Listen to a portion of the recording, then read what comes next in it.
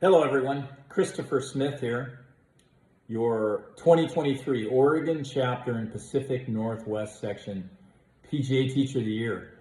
It's an honor to have received these awards. It's my second time, so I'm officially a two-timer. I was lucky enough and fortunate enough to have received these awards also in 2003. So I'm hoping in another 20 years, if I'm still ticking, that I'll be a candidate again and be, at that point in time, even a wiser teacher and coach. Anyway, today I'm here to share some ideas with you, a little different, rather than a swing tip of sorts. I'd like to consider, for all of us, the fact that thought precedes motion and action. I'll say that again. Thought, sometimes subconscious, precedes all action and motion. So with that, I think it's critical when we're trying to correct or change or modify any kind of motion whatsoever, that we get to how the individual is thinking, which is quite different than what they're thinking. So a what might be a swing thought or a swing cue or a swing feel, which are all very relevant, but a how somebody is thinking might have more to do with their mindset, their state of mind, really kind of who they are at that point in time. So I want you all to consider this.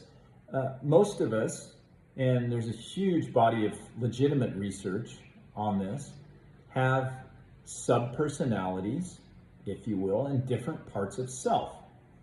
So as one example would be a road rage incident where you or somebody else might be driving along pretty mellow and calm, and somebody cuts you off and you turn into this raging lunatic wanting to kill the individual that almost ran you off the road. So within milliseconds, you've shifted from one person to another.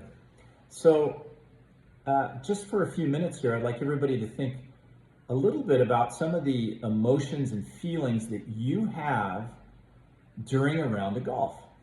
And they might be all over the map. And with those emotions and feelings, then, we're going to assign a name to that individual, that part of self, that part of you, that sub-personality, so that you can get to know these people, embrace them, and then most importantly, you get to choose when those people get to come out and play. I co-authored an article just a few years ago with Dr. Debbie Cruz, who's a research scientist and a brilliant one at that, at Arizona State University. And it was entitled, Who's Coming Out to Play Today? So take a few seconds here and think about the different feelings and emotions you have during a round of golf. Anxiousness, fear, confidence, joy, frustration, whatever it may be. And then with those descriptors, see if you can give a name to those different parts of self within you. So I'm going to pause just for a few seconds.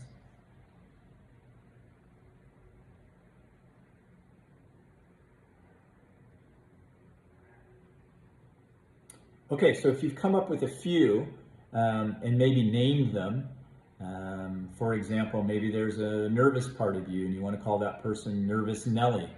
Maybe there's an angry part of you, and that could be Mr. or Mrs. or Ms. Angry. Is there a scared part? Is that a scaredy cat? Is there a confident part in there? Is there an athlete in there? Is there a perfectionist in there? These are all different parts of self, and they're all part of you. And I think what's important to realize is A, it's okay. There's nothing wrong with you. And B, all those pieces and parts and sub-personalities are there to serve you. So depending on the moment in a round of golf, you get to choose who you want to come out and play. I often use an example of different hats for my students, that depending on the situation, you might be able to change hats or put different glasses on depending on what you need. Do you need calmness? Do you need a little kick in the behind to get going? Do you need focus? What might it be? Do you need to be more of an athlete and less of a technician? These are all examples of different parts of self or sub-personalities that many of us have. And so again, keep in mind that thought precedes motion and action.